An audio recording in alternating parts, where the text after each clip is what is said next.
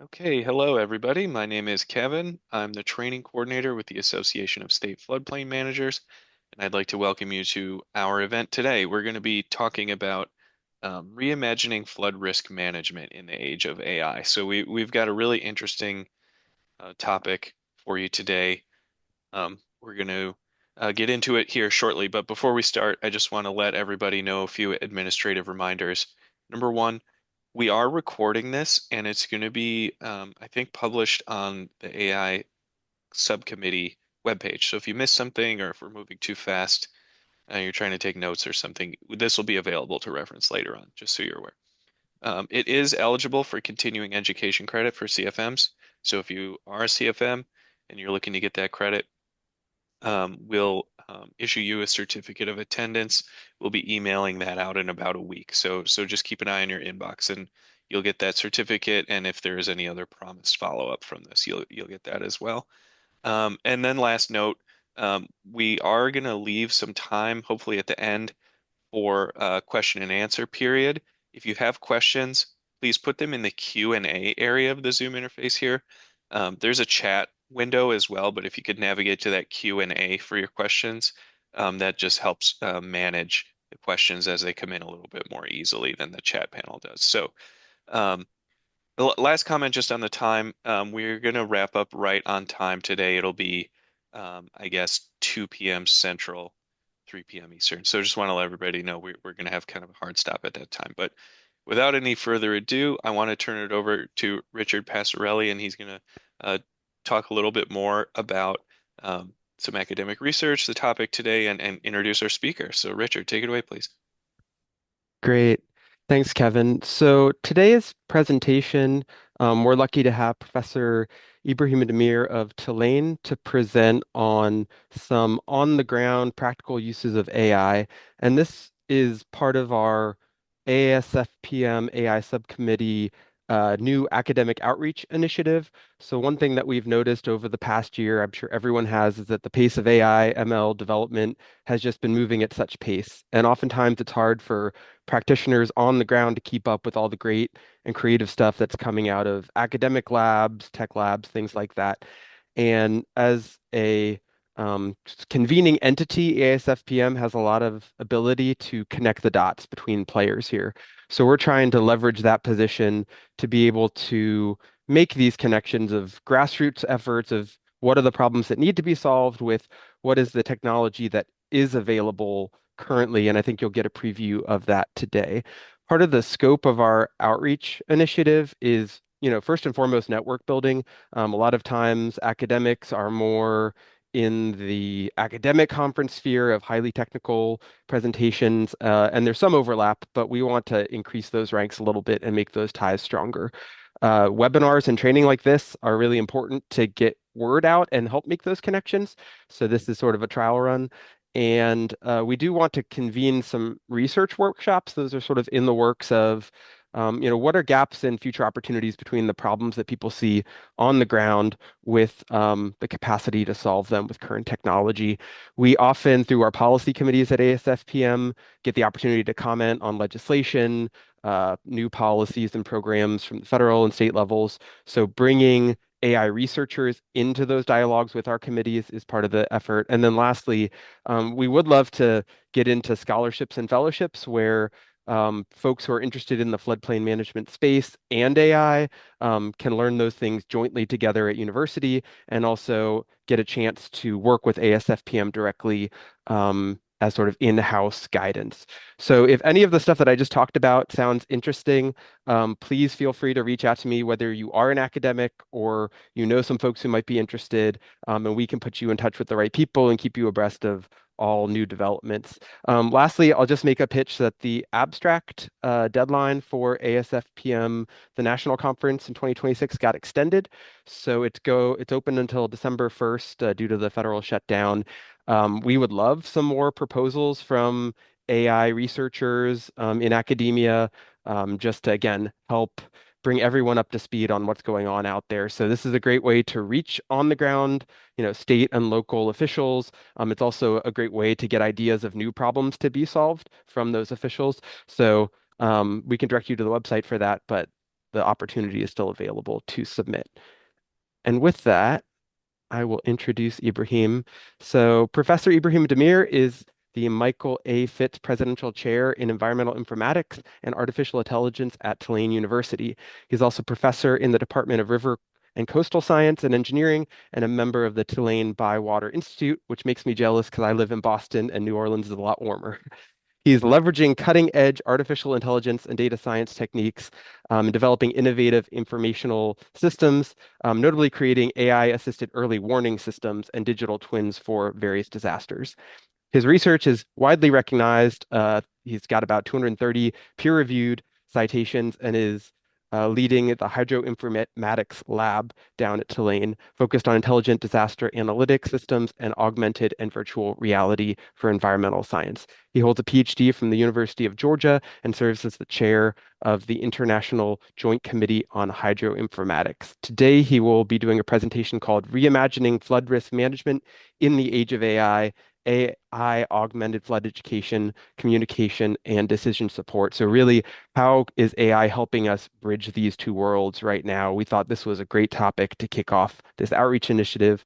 And with no further ado, I'll hand it off to Professor Demir.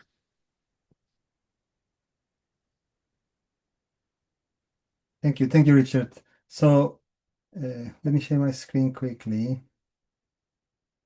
And hopefully you see my screen. I'm going to hide these panels. Looks Great. good. Thank you. Thank you very much. And I'd like to start by thanking the ASFPM AI and Outreach Committee, Academic Outreach Committee, and all of you to attending my talk. So today I'll be talking about how the AI will change the flood risk management in this era, especially looking at AI-augmented flood-related education, communication, and decision support.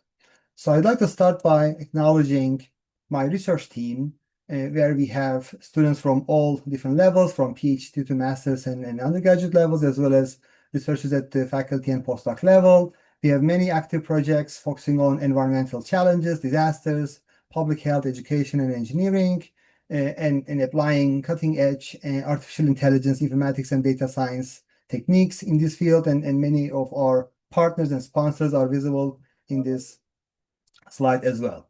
So our group focuses heavily on creating geospatial data analytics systems and platforms and cyber infrastructure systems, including information communication, scientific computing, and we have many applications in deep learning, analyzing hydrological data, flooding, drought, and other environmental challenges, as well as immersive communication technologies like virtual reality, augmented reality. And finally, I'm going to cover some topics around the conversational AI and large language models. So today, I'm going to start with the high level, how AI is actively used in flood risk management, and I'm going to talk about some full-scale operational systems from various different areas, from communication to the decision-making, as well as operational activities in flood risk management.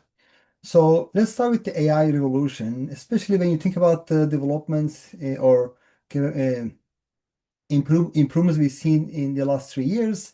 If you talk about this like 10 years ago, you will not be able to convince anyone that that could happen. I mean, you have seen significant developments in image generation, video generation, robotics, and medical field. So we see AI everywhere today and working for every field, every industry, from financial services to manufacturing, healthcare, robotics, and communication. You can see some of the high-end examples today in understanding the galaxies and remote sensing and earth science through satellite imagery, as well as robotics are becoming more commonplace in manufacturing, in healthcare, in construction, and other fields. And we also see examples of AI used in protein folding problems, as well as telemedicine and AI-based companions. And even beside the scientific field, we are seeing some significant developments of AI in creative areas, including music and art, especially if you look at the recent developments in the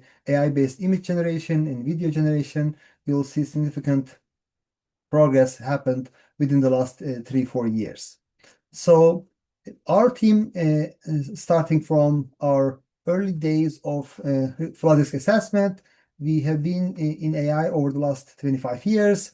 starting with expert systems, fuzzy logic, genetic algorithms, and early examples of neural networks, helping us to analyze and understand flood risk at the forecast level or communication level or monitoring level. But for the last 10 to 15 years, we have been working on the natural language processing using AI for communication, knowledge generation. And in the last 10 years, we have seen significant developments in deep learning using large deep learning models for flood prediction and damage estimation, satellite image analysis, and many other critical analysis tasks. And for the last probably 3-4 years, with the introduction of ChatGPT and many other conversational systems, we have seen significant developments, and our team is heavily investing in large language models customized for hydrology, for disasters, for flooding. And finally, we have been working on the multimodal agentic systems, creating automated AI agents, helping us to access and analyze and communicate data in the full end-to-end workflow.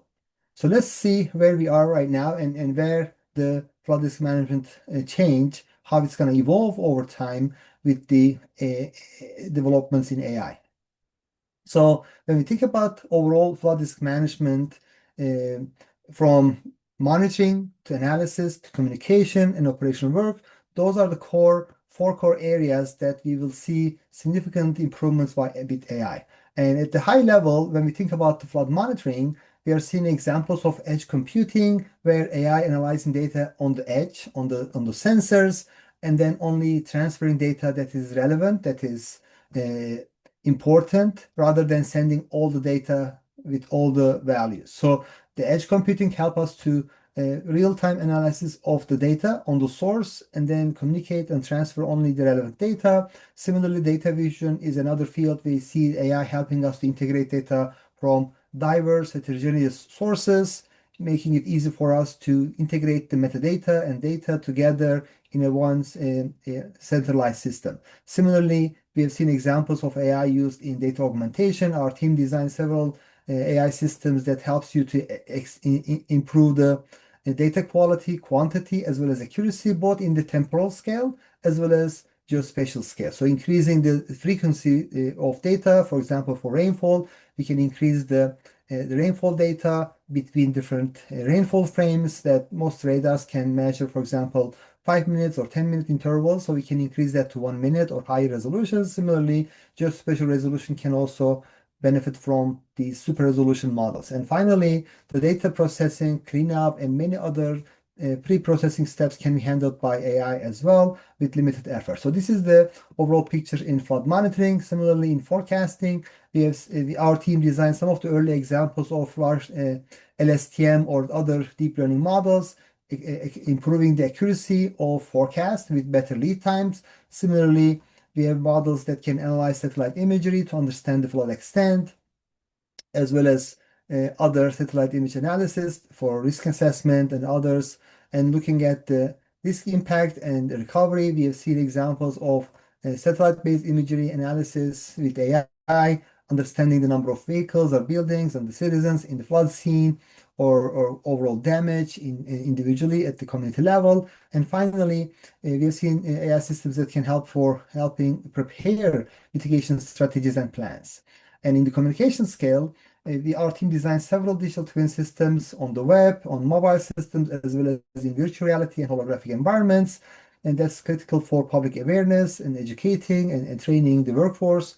And then finally, creating AI-based experts that can communicate all the technical and legal as well as social information to the public. So those are the high-level areas that I want to cover today. And the final piece here is the operational work with the floodplain managers and the first responders, the emergency personnel working in the field. We have designed some examples of AI systems that can help with the response and planning, as well as policy guidelines and developments, and also decision making and operational full-scale automated workflows. So I'm going to show examples today from most of these fields that is designed by our team. All of those examples are published and available. Some of them are publicly available on web-based platforms. Some of them are in prototype stage or in development. So I'm going to give you a glimpse of all these capabilities, how we are advancing the flood risk management from various different aspects using the new technologies. So before we start, I'd like to start by talking about the evolution of technologies in flood risk management. So going back to like 30 years, 3 4 decades, we are starting working with many analog and manual tools, thinking about the monitoring with the gauges and other things, as well as some common paper maps and before GIS and web-based technologies exist. And then we started working at the computational systems, especially desktop level software. When you think about the hazards and damage assessment today, we're using a desktop software that can analyze data. And similarly for flood map generation with Hackras or all the other software is heavily depending on a desktop software and a computer. Right after, for the last probably couple of decades, web-based technologies and GIS become so powerful, and now we can run large-scale GIS systems as well as web environments on internet and make it accessible, all the data and models and forecasts to the public, to the decision makers. This is the next evolution. And then recently, for the last probably 10 years, we have seen examples of simulation and immersive technologies, especially utilizing virtual reality and augmented reality for communication, training, as well as decision making and support. And finally, the last probably stage we see today is AI and autonomous systems. So I'm going to cover some of the examples from web to VR and immersive technology and all the way to AI. So our team have designed over probably 20 large-scale operational systems for flooding, drought, groundwater, as well as water quality and many other disasters. Here are some of the examples very accessible today. You can search and find all these platforms. Many of them has over 100,000 users. You can access these platforms for real-time access to flood-related data or any water-related challenge that can help you to access the forecast and models and real-time analysis capabilities as well as communication tools. And some of the early examples of these web-based platforms are designed in our team. One example here is a full-scale operational H&H model for rainfall runoff, where you can select a watershed and change the model parameters and run it in real time without a server. This example, the system here is the same underlying model that runs at the Iowa Flood Center for entire Iowa as an operational model. We have ported this model to a web-based environment running entirely on the client side without any server. You can just connect your own data and set up the model without downloading or installing anything. Just go to this URL and access and use this platform. So you can find the URL on the paper on our website as well. Another major example is a full-scale real-time flood map generation system. It's a simplest data-driven hydraulic model based on hand, the height above nearest drainage. It's a terrain-based model where is commonly used today in federal agencies, where you can choose a specific location anywhere in the world and select an elevation data source. Either you upload personally or you can choose from a GIS server, and you'll be able to run the model for 1 meter resolution for a city scale, or you can run at 10 meter resolution at the county scale and generate this in seconds. The good thing is that this is fully dynamic and interactive, where you can draw a levee or a channel or any other mitigation structure, and then we can run again in 5 seconds. So the idea here is to give floodplain managers and researchers and decision makers a powerful tool that they can use in real time for generating forecasts, generating maps, and using that for real-time data, damage estimation, and mitigation analysis. And you have full control over the internal parameters. And for most of the areas in Iowa, we did some extensive evaluations, and we have a good fit and comparable results when you compare with the FEMA maps and other sources. So our team designed probably over 120 plus geospatial data analytics tools, from real-time flood damage estimation to mitigation reporting, to visualization of damage, and federal programs. This covers domains from flooding to drought to water quality. And we designed these systems for operational agencies, including the Department of Transportation, Corps of Engineers, Geological Survey, Homeland Security, NASA, and NOAA, and many others. These are all available, accessible online, and for evaluation, for damage estimation, mitigation, and data visualization. And it's covering many different amenities as well as infrastructure, including properties and road network and many other critical infrastructure. These systems can help you to analyze data, like hazard level analysis usually takes hours or longer, depending on how much data you analyze and how big is the region. We designed a system for damage estimation that runs entirely on the web using a database, even without GIS, and you can analyze a large-scale region with 10,000 buildings and calculate the hazards analysis on the fly in seconds. These are all web-based environments that we designed. So I'm gonna move from web to virtual reality and immersive environments where we start integrating AI and then move to a full-scale AI systems. So another example here is a full-scale web-based 3D flood game. The idea here is to create you can select any location in the world and create a game level based on that location using Google Street Map and create this nice game level representing your neighborhood, representing your city, and with actual data coming from FEMA and Corps of Engineer guidelines, you'll be able to take some mitigation actions from relocating structure to elevating structures and flood proofing and many other critical mitigation and options are available with a given budget. You are trying to optimize and to reduce you optimize these alternative solutions and then create a mitigation plan for the city, and then the flood is simulated, and you'll be able to see um, how much damage is reduced based on your selections. Similarly, we designed games for Minecraft. This is a Minecraft a game for flood mitigation. We call Floodcraft, which has actually AI integrated, so you can talk to these non-playable characters in real time in the game and ask questions about the flood mitigation, flood response, and recovery with all the flood-related knowledge integrated to this AI agent. You'll be able to interact during the game and take action and start the flooding and see the mitigation actions and how they are gonna affect the building. So you can work on multiple scenarios. It's more like a learning through gameplay where we have the full-scale hands-on engagement. And Minecraft is one of the most popular games with hundreds of millions of users. So it will be a great tool for K-12 education and educators and public to access and learn about the flood mitigation. All right, let's move on to immersive technologies where we start building large-scale immersive environments integrated with AI. So the first thing is our team designed over probably 20 different immersive environments, including full-scale virtual reality games or scenario simulations covering entire world, connected with Google Earth and other databases to bring the 3D imagery of the buildings and the textures and trees and all the information. But we have so many examples that can run on the web, on virtual reality devices, on mobile devices, as well as on large-scale systems. A quick example here is a flood simulation sandbox. The idea here is to be able to go anywhere in the world, load the building information, select a flood scenario like a flood event or a flood map, 5 feet, 10 feet, 20 feet, and you'll be able to simulate the flooding with realistic physics.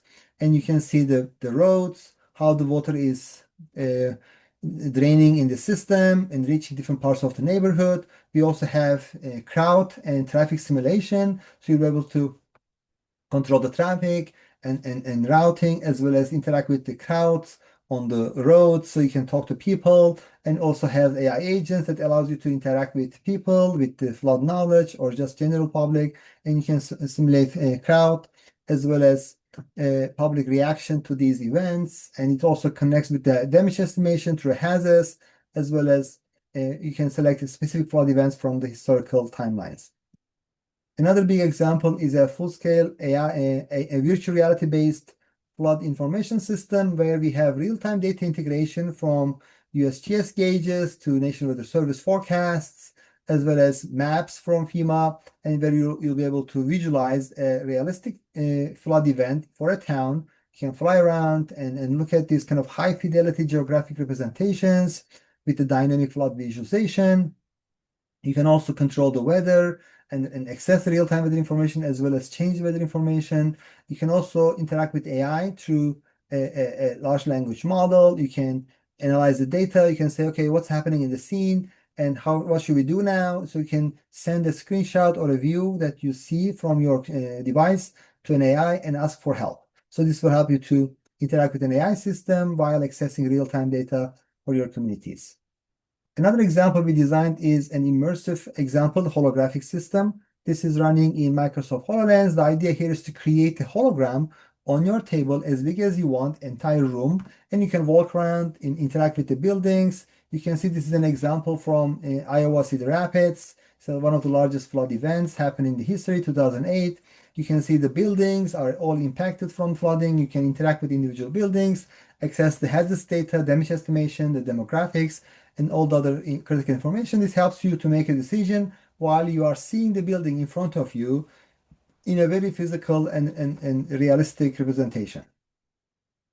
Another, maybe one last example here is a virtual reality equipment and sensor hub. The idea here is to uh, teach students and professional engineers to how to assemble, disassemble, repair, as well as troubleshoot some flood monitoring sensors in real time within a virtual reality system. You can access all this kind of electronic equipment. You can learn about individual components, how to maintain, how to repair, how to access this information, and then help you guide through some troubleshooting steps, as well as helps you to install these sensor on a realistic scene. So you will be able to plug that scene and install that scene on the side of the bridge, or if it's in the river system, you can install in a river without being unsafe in that condition. You can do that entire workflow from installing to repairing and maintaining that sensor system within a virtual reality environment with a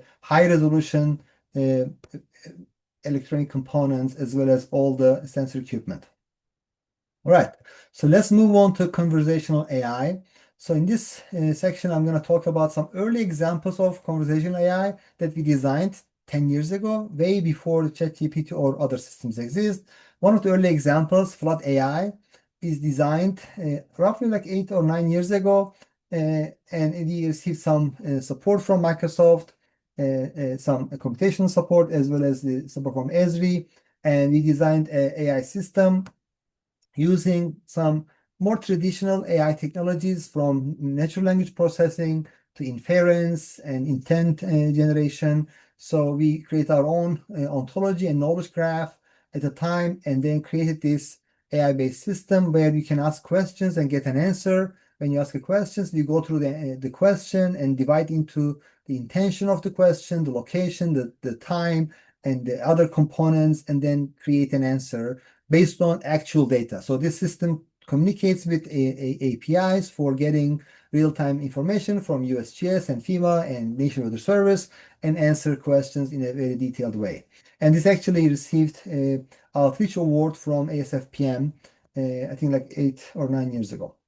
And here are some other examples we designed recently on a hydrological assistant that can help you with data analysis and visualization and carrying out some maybe intermediate tasks. But we also worked on some other agents for action planning as well as a champion in the community.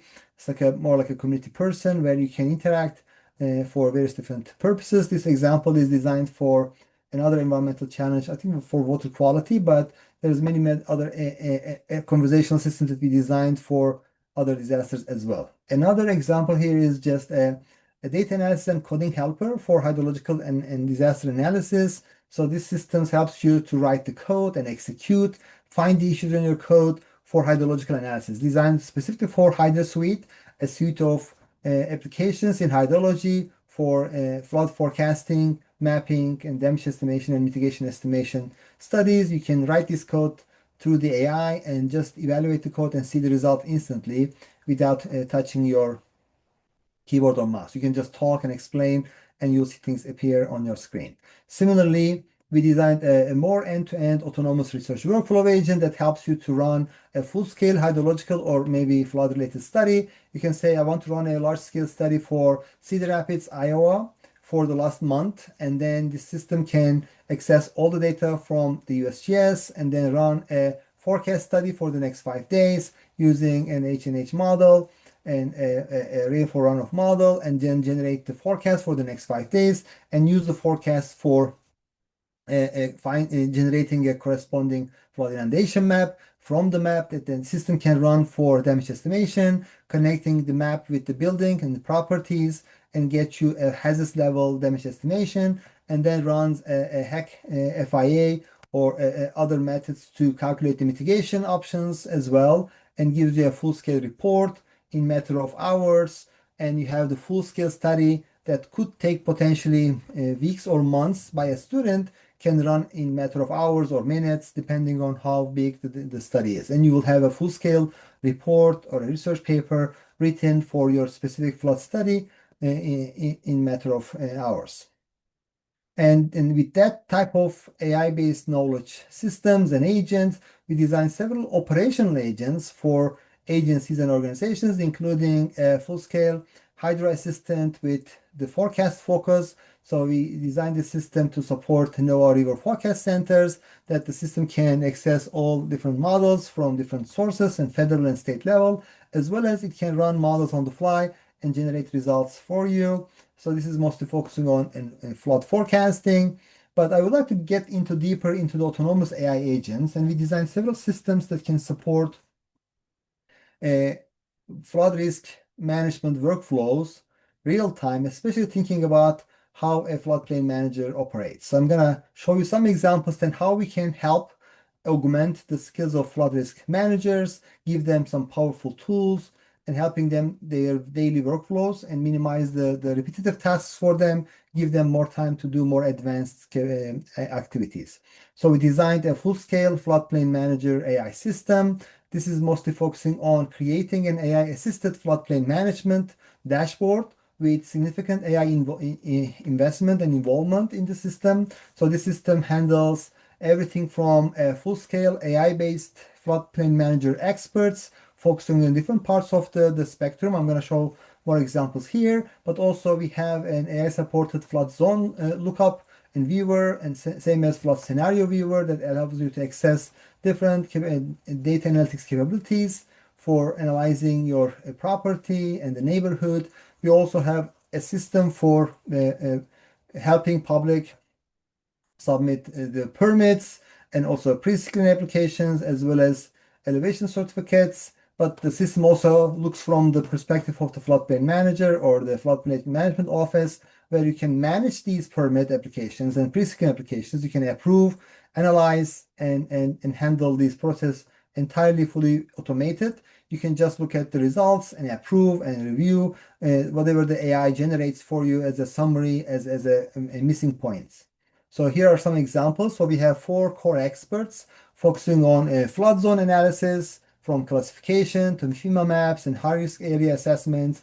We also have another agent focusing on flood impact analysis, from damage estimation to analyzing the scenario planning, affected areas. We also have a regulatory guidance expert, helps you to go through these regulatory technical documents, legal documents, all these kind of different regulations, wave run-ups and FEMA compliance standards, and the system can answer all your questions based on your property, based on location, giving you a customized experience. And similarly, the last example is a risk assessment expert evaluating your flood risk, base flow elevations and calculations, as well as different insurance requirements are fully analyzed.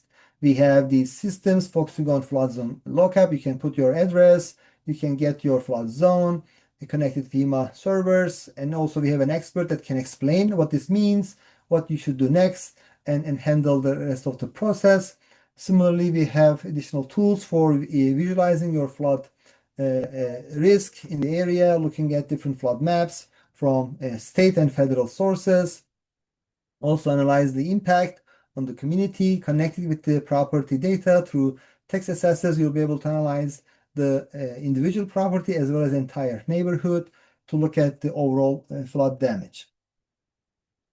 Here are some other screens available, looking at the permits and permit management, permit pre-screen applications with multiple steps, depending on the location, and similarly, permit applications going through multiple steps.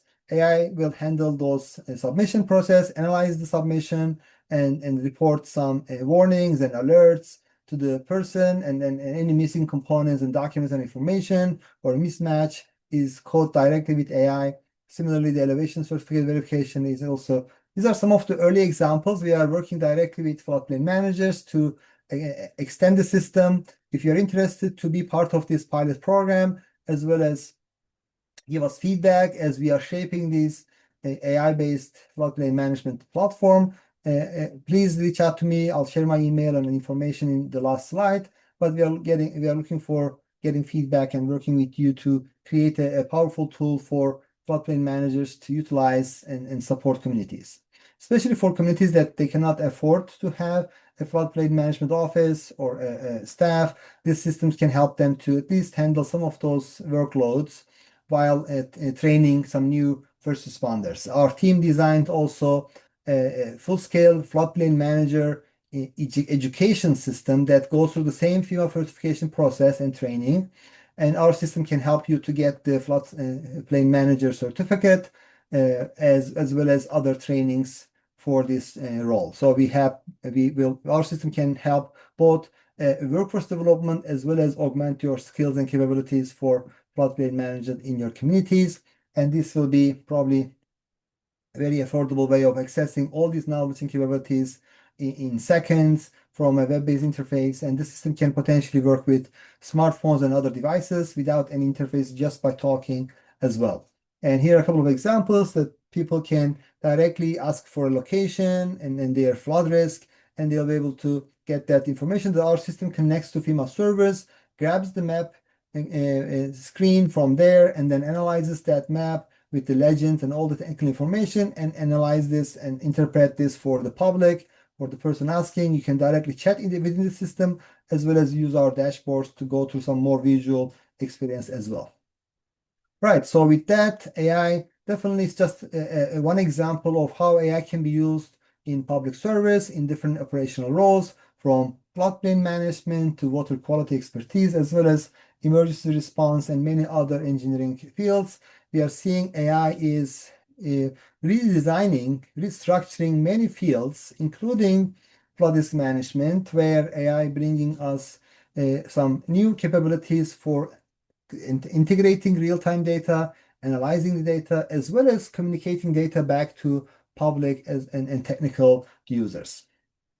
So with all these AI agents focusing on different perspectives of this AI floodplain workflow, from data monitoring to forecasting to mapping and communication and decision support, we can put all these AI agents looking from different perspectives, from legal and technical and social perspectives and environmental perspectives, into a room with which we define different roles, different maybe personality traits and character backstories and behavioral patterns, and create a large town hall-like system where hundreds of AI agents work on a problem for you and create a full-scale watershed plan or flood risk management reduction plan, or other large-scale maybe thought experiments can run on these large-scale systems. And I've seen examples that people creating these AI agent workflows for decision making at the research group level, or a specific engineering service, or a software company, and potentially it can be used for emergency response and floodplain management and support any public agency. So with that, I would like to close with for every organization, from universities to public agencies and state organizations and federal groups, how we can effectively adopt AI in our workflows. This includes training and education, our workforce, as well as doing research in these agencies, institutions, as well as operational work that we do daily for supporting public, supporting our offices. Many of our example systems are designed for public, but we also design systems directly used by agencies internally for their daily workflows. So this is just a high-level view of how an effective AI system can be adopted. So when we look at these core components, thinking about the capabilities and diversity of AI tools, we are suggesting a step-by-step process where AI can be adopted safely and also gradually into a workflow. This supports workflows for public that we design, that communicates and interact with public, as well as designing workflows helping researchers, engineers, and decision makers.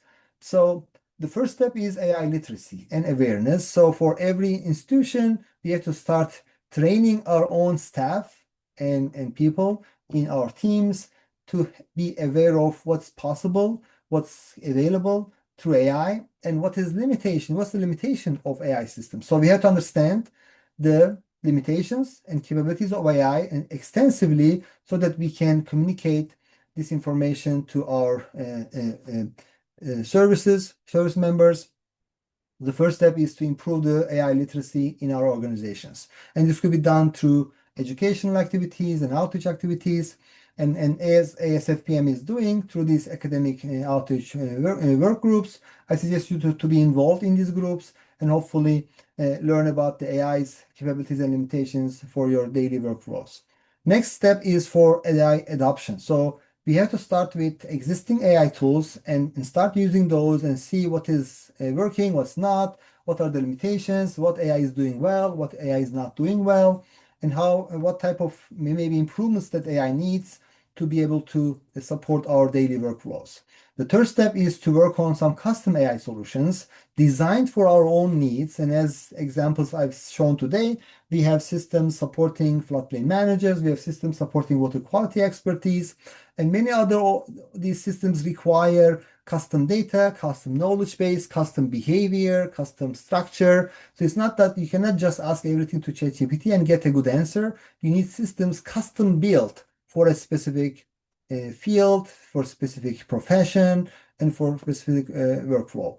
And similarly, the next step could be creating these autonomous AI agents that can handle most of the steps autonomously, still working with a human in the loop for decisions, for settings, for configurations, for other critical steps. Definitely, we can start considering some of these autonomous agents. And in the final step, we will see examples of a full-scale, autonomous, self-directed AI workflows once we have enough trust and accuracy and transparency and other critical metrics handled with AI.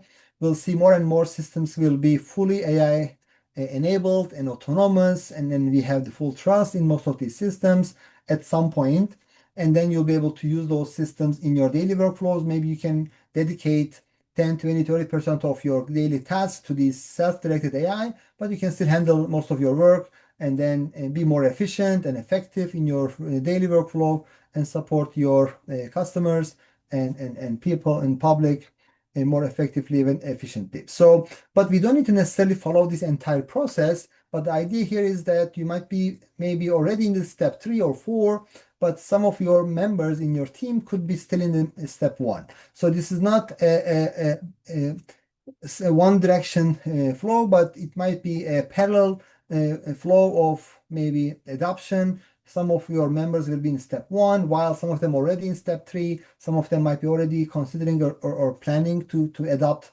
step 4 or 5. The idea here is that this is a common process, a gradual evolution of how we adopt these new technological evolution. It's not just a technological tool or change, but it's more like a big shift in how we operate today. And the thing is that we have so many concerns around AI taking some roles, AI maybe taking our jobs, and all the other general concerns. Definitely, there are some value to those concerns, but at the end, we have to start adopting and using these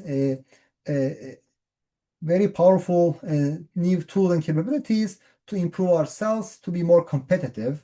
In many cases, we have seen examples of people losing their jobs potentially to AI because they are not adopting and using AI more effectively. They are losing the jobs to another person who is using AI more effectively rather than losing to a full-scale AI system. So the idea here is that we can improve our literacy and awareness of these capabilities and start adopting and using in our daily workflows and help others use in our company and organization and agency to be more effective and efficient following these systems. So I'm gonna finish with this one slide. The idea here is that with all these new capabilities, we will see AI becoming a critical part of our daily workflows from flood risk management to flood preparedness and response and recovery. AI could be visible in these workflows, sometimes as a small, maybe drone or a robot, but in some cases, in most cases, your AI will be invisible in the background as an AI-based service that's accessible through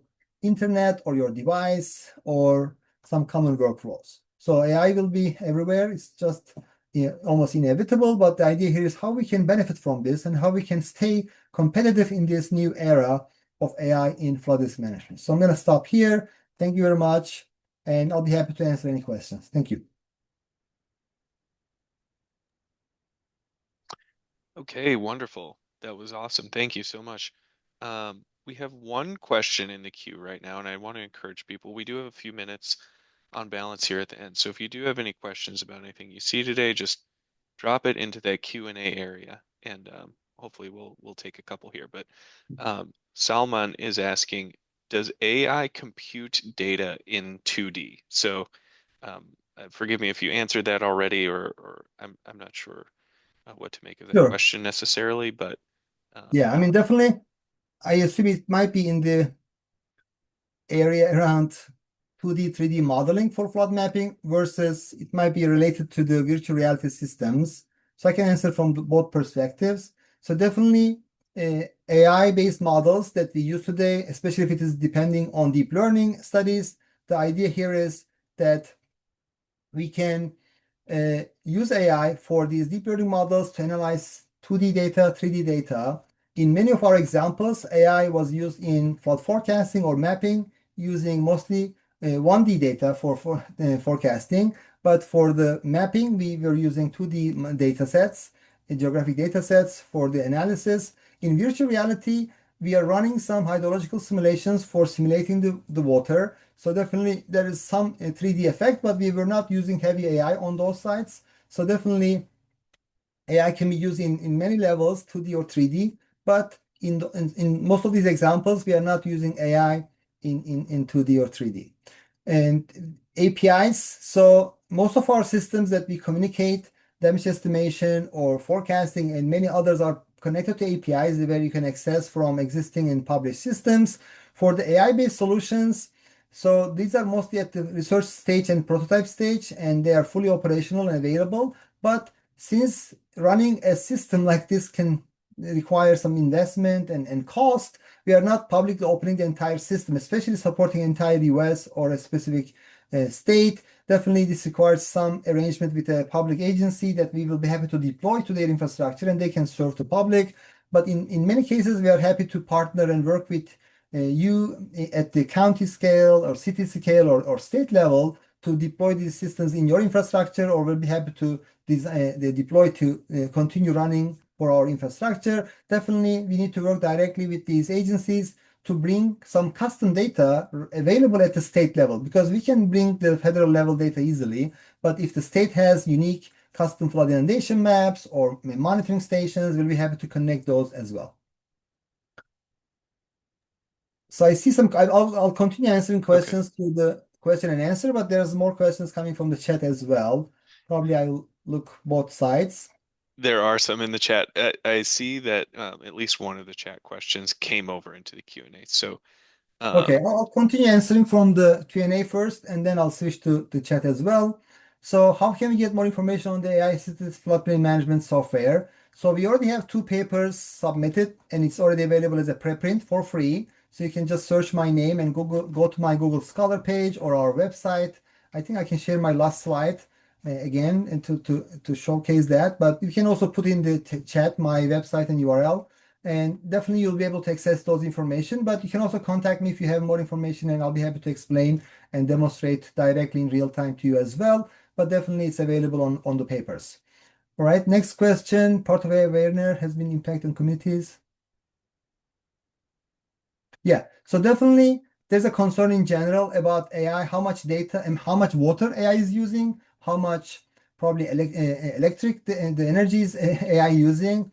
So definitely there's so much concerns in general, but when you look at the data, AI probably using 100 times less data, I mean less energy or water compared to some other common things that we do when you watch a Netflix movie about 4K for 2 hours, the energy, the internet, and probably water that data center using is not more than AI answering your questions. So definitely, if you look at the recent publications and numbers in some reports, that concern is not as much.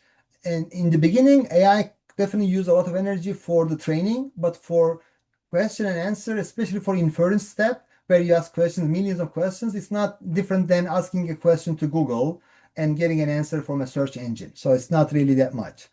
All right, next question. Can we use AI tool in the current softwares like HackRAS and the software or standalone systems? So right now, AI is not integrated to these desktop software, but some of the new AI agents can interact with the desktop level software. So you can give tasks to AI to go over HackRAS and run some models and potentially generate results without you touching. Still, that requires some additional work, but AI is becoming more powerful that can use the desktop software for you with your settings and with your data. So next question, AI helps prepare CFM exam, publicly available. So that system is fully published and available online in terms of the research, but we don't have that system running right now because it requires an AI service. So we are planning to work with some partners, ASFPM potentially, and others to make this accessible to everyone, especially studying this in CFM.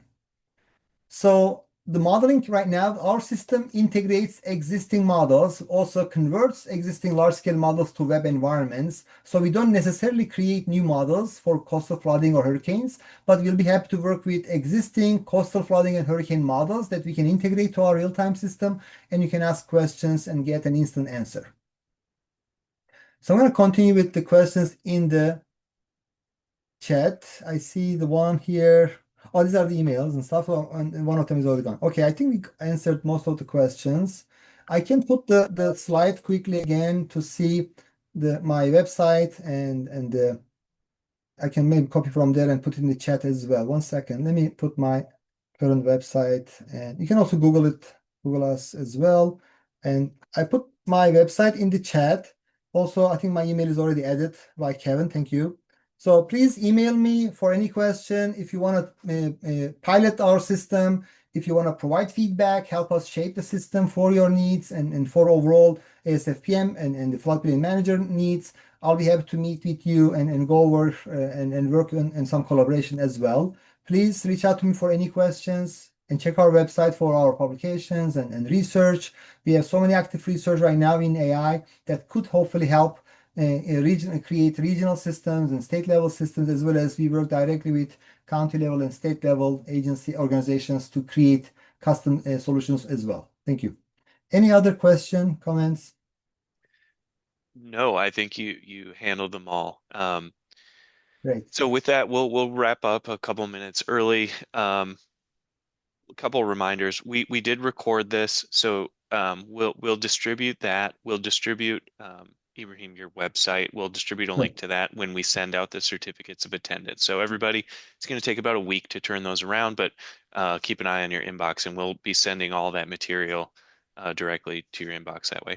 Yeah. But yeah, Ibrahim, thank you very much for your time. This has been Thank you super, very much. super informative. Richard as well, really appreciate the background and information you shared. And then a big shout out to ASFPM's AI subcommittee for putting this together because again, it's been very informative. And lastly, thanks everybody who attended for taking time out of your busy schedules to join with us. These are periodic webinars, and we will be hosting another one put on by the AI subcommittee at some point in the future. We don't have a date yet, but we'll make you aware of that when the time comes. And that's all we have for today. So again, thanks so much, everybody. Have a great rest of your week. Take care. Thank you. Have a nice day. Bye.